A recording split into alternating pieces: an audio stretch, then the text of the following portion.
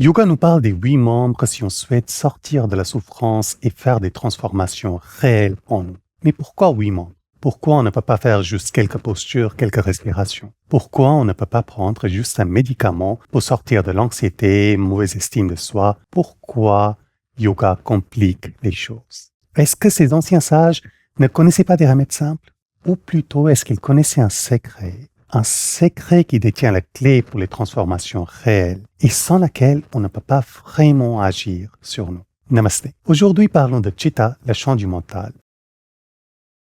Le mot Chitta vient de Chit. Chit, qui est traduit comme la conscience. Yoga nous enseigne que nous sommes composés de 2 principes. Purusha, notre âme, notre conscience, qui est notre vrai soi. Et ensuite, Prakriti, qui génère tout ce qui est matière, tout ce qui est mental, toutes nos énergies. Le mot en sanskrit pour la conscience, c'est Chit. Mais pour pouvoir agir sur la matière, pour pouvoir agir sur la vie, pour pouvoir avoir la cognition et faire des actions, notre Chit, notre conscience, il a besoin d'un outil. Et son outil principal, c'est Chitta. Traduit littéralement, on peut l'appeler le chant du mental. Cependant, ce chant du mental, il est très très différent que notre cerveau. Le cerveau, il fait partie de notre corps physique. Si on ouvrait notre crâne, on peut le voir, on peut le toucher. Mais yoga nous enseigne que nous ne sommes pas juste ce corps physique. D'ailleurs, ce corps physique n'est que la dernière manifestation, la dernière image. Il y a d'autres images qui viennent avant celle-là. Cela s'appelle la théorie des koshas. Si vous ne la connaissez pas, vous me laisserez un commentaire et ce sera le sujet d'une prochaine vidéo. Cette théorie nous enseigne que nous avons 5 enveloppes. 5 corps, dont le corps physique qui est la dernière des 5 enveloppes. Et il y a d'autres corps qui précèdent. Parmi ces 4 autres corps, il y a 2 corps particulièrement qui agissent directement sur le corps physique.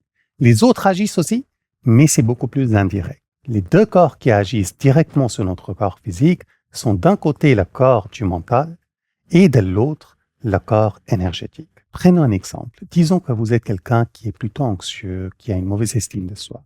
On peut bien entendu prendre un médicament contre cela et cela va calmer les effets dans notre corps physique et dans notre cerveau. Mais cette anxiété, cette mauvaise estime de soi, il a des raisons, il a des causes qui sont présentes dans notre corps du mental et notre corps énergétique. Quand on a pris un médicament, qu'est-ce qu'on a fait? On a calmé l'effet, mais on n'a pas réellement travaillé ni le corps du mental, ni le corps énergétique.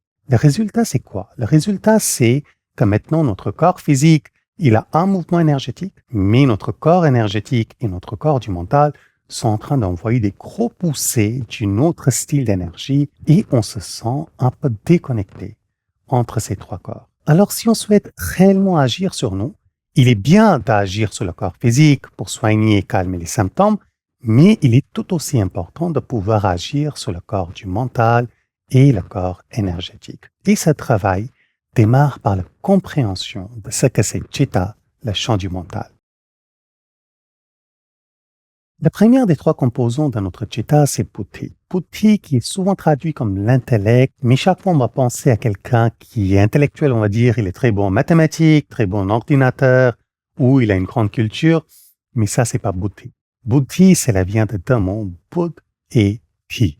Et si je la traduisais littéralement, je la traduirais comme le réservoir où le discernement peut se faire. Mais discernement ne demande pas simplement une compréhension cérébrale, il demande aussi une compréhension par le cœur. Buddhi, c'est le principe qui nous permet de discerner quand quelque chose est juste et quelque chose n'est pas juste. Si on le traduit dans les termes modernes, ça sera une quotient intelligence élevée, une quotient émotionnelle élevée, mais aussi et surtout quelqu'un qui est très calme, très posé, qui arrive à prendre son temps pour discerner entre ce qui est juste et ce qui n'est pas juste. Le deuxième principe qui compose le champ du mental s'appelle ahankar, traduit comme l'ego, mais quand on parle de l'ego, on parle surtout de l'égoïsme. Il ne pense qu'à lui. C'est pas tout à fait ahankar. Ahankar est composé de 2 mots, aham, qui veut dire je et traduit en latin ego, mais aussi kar. Kar qui veut dire effectuer, faire. Ahankar, c'est le principe qui permet de faire. son rôle dans notre champ du mental, c'est réunir toutes les informations que le mental lui envoie et, quand il s'agit d'action, posséder un objet pour permettre l'action d'être faite sur l'objet. Le troisième principe s'appelle manas. Manas qui veut dire le mental. Alors, ce mental, très différent de la façon dans laquelle on le voit en psychologie, le rôle du mental, essentiellement, c'est de collecter des informations. Par exemple, lui. Par exemple, toucher. Tous ces 5 sens envoient des informations à notre mental et ce mental va de sens à sens. Donc, il bouge par nature très très rapidement entre les 5 sens cognitifs avant d'envoyer ces informations à Ahankar, à l'ego. De l'autre côté, le mental agit directement sur notre corps énergétique pour effectuer des actions. Par exemple, quand vous sentez triste, cela signifie que le mental a eu une cognition et ensuite, en réagissant à cette cognition, il a envoyé des mouvements énergétiques dans notre corps énergétique qui génèrent ce sentiment qu'on perçoit comme la tristesse. Pareillement, si je souhaite soulever mon bras, c'est le mental qui envoie une information à mon corps énergétique, qui le transmet à mon cerveau, qui le transmet à mon système nerveux, et ainsi le bras se soulève.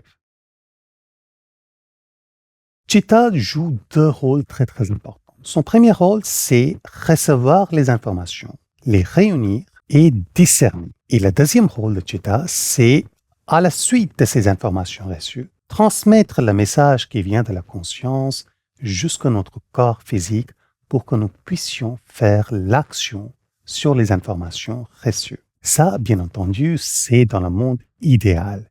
C'est-à-dire, on reçoit les informations justes, conscience les perçoit, il dit ça c'est une bonne action vis-à-vis les informations reçues et on agit d'une manière juste. Cependant, ce cas de figure ne se passe rarement comme ça.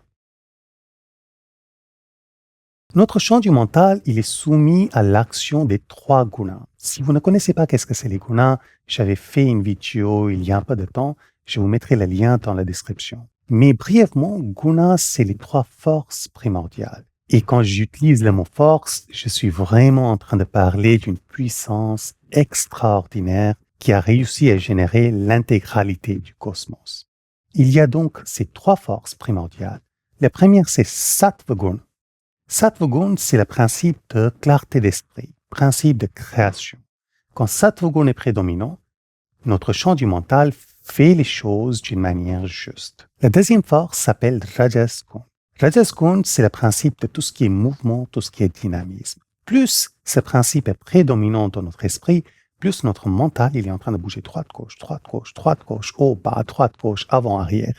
Et c'est sans cesse. Et le troisième principe s'appelle Tamas Guna. Tamas Guna qui est à la fois le principe de l'inertie, comme si c'était la force de la gravité, mais qui a aussi la qualité de l'obscurité. C'est-à-dire, quand Tamas Guna devient prédominant, c'est comme s'il y a une voile noire qui s'est posée devant nous.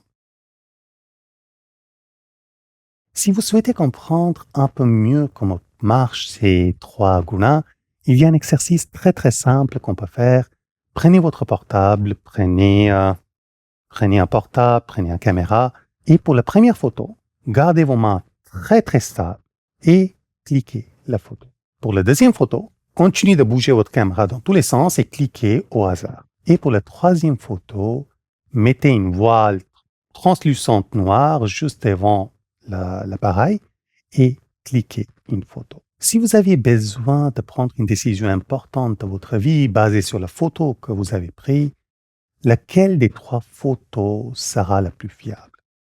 La première photo, c'est Sattva Guna. La deuxième photo, c'est Rajas Guna qui est prédominant. Et la troisième photo, c'est Tamas Guna qui est prédominant. Et dépendant de quel guna est prédominant, cela génère des processus différents dans notre champ du mental. Il y a 5 styles de processus différents qui dépendent entièrement de quel guna a été prédominant dans notre champ du mental. Le premier processus s'appelle cognition juste, qu'on appelle en sanskrit pramana. Quand Sattva Guna est prédominant, cela amène à la cognition juste, c'est-à-dire on voit les choses telles qu'elles sont.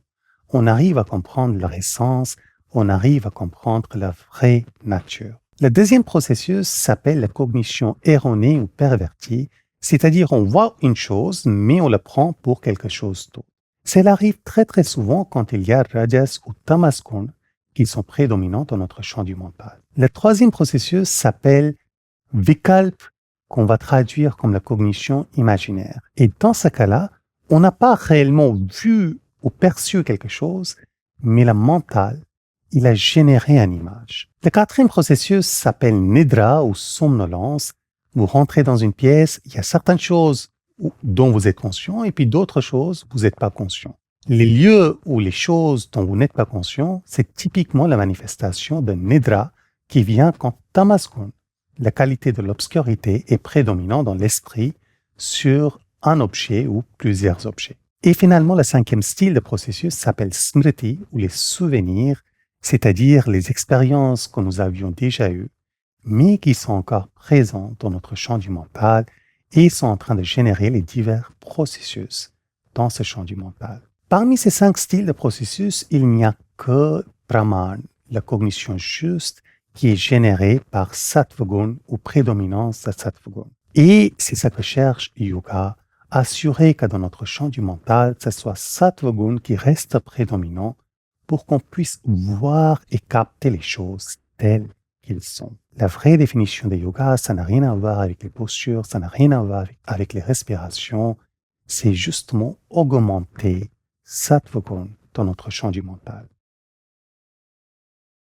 Ces processus agissent sur tout ce que nous sommes, toutes les décisions que nous prenons, ainsi que la souffrance que nous avons. La plupart du temps, la souffrance est née d'une cognition erronée ou d'une cognition imaginaire et parfois des souvenirs. Et parfois aussi du somnolence sur certains aspects. Plus il y a la cognition juste, moins il y aura la souffrance. Et chaque processus qui est en train de se passer dans notre champ du mental, il est aussi en train d'impacter nos énergies internes dans le corps énergétique. Plus il y a la cognition erronée, plus il y a la cognition imaginaire, plus ça va aussi impacter le mouvement énergétique dans notre corps énergétique et avoir des effets sur notre corps physique.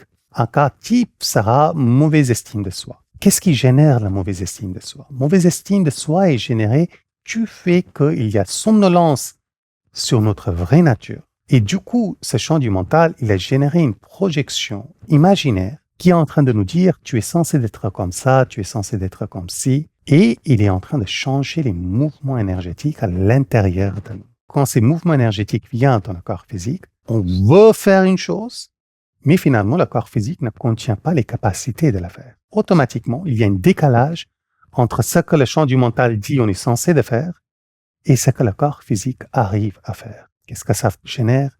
Ça génère un jugement envers soi, ça génère mauvaise estime de soi et ça génère d'autres problèmes comme la déprime, comme la colère, comme l'anxiété, comme jalousie et bien d'autres. Tous ces problèmes, quand on cherche à les soigner à travers les herbes, à travers les huiles essentielles, à travers les postures, à travers les médicaments, peu importe, ce qu'on est en train de faire, on est en train de calmer les effets, mais pas soigner la cause. Parce que la cause, il est quoi?